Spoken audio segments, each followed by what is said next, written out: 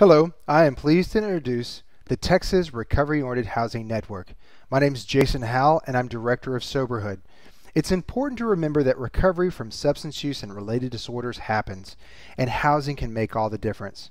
But one size doesn't fit all.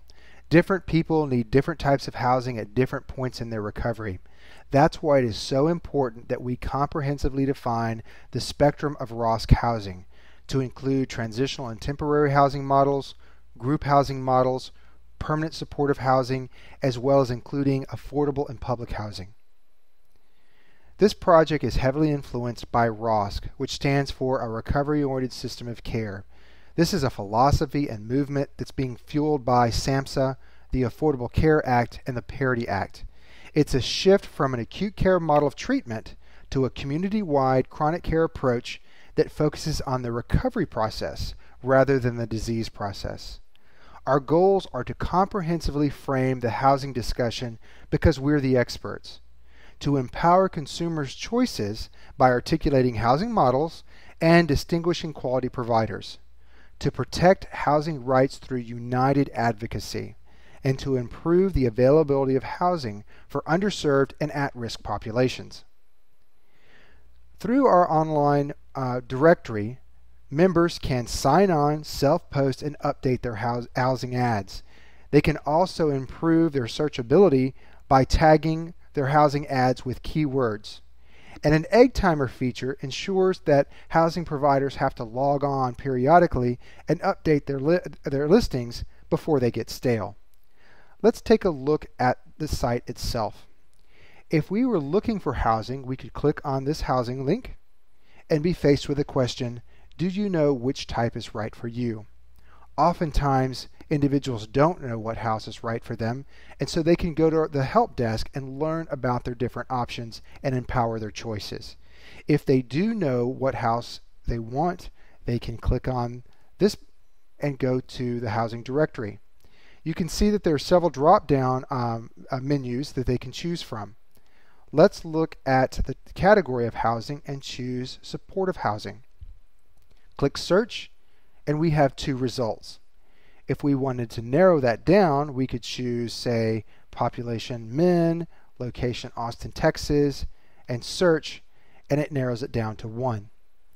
Now, if we were a housing provider, we could sign in. The demo is demo providers with using a password, and this takes us to the back end or the dashboard for this particular account. We'll go directly to classifieds, and you can see that this provider has been very busy posting different housing ads.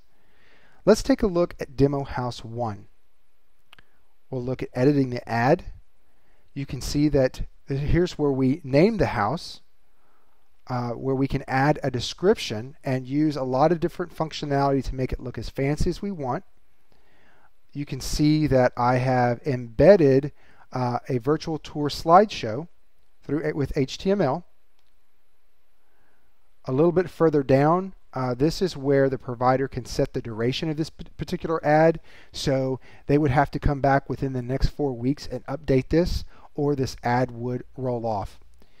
They can also post what it costs. This one is $650 per month, as well as add an excerpt or 125 character summary of this particular house. Now let's take a look at the right-hand column, and this is where the provider can tag his ad with several keywords. The first section is tags, and these are general tags that aren't included in the vocabularies below. Something, like this one has covered parking. It could be wheelchair accessible, 2 stories, a lot of different descriptors that a provider can use to distinguish this house from all the rest. But before we get carried away of adding tags, let's look at what vocabularies are available. The first is categories, which is looking at the different housing types. This particular one is a recovery house. The next vocabulary is around populations and population eligibility. You can see that we have checked that people have to have at least 30 days of sobriety and be men. If we had wanted to look at other gender-specific tags or sobriety requirements, we would add these here, and this list can be as robust as we need it to. Under locations, we've checked Central Texas and Austin. Credibility, this is a section that's going to evolve over time.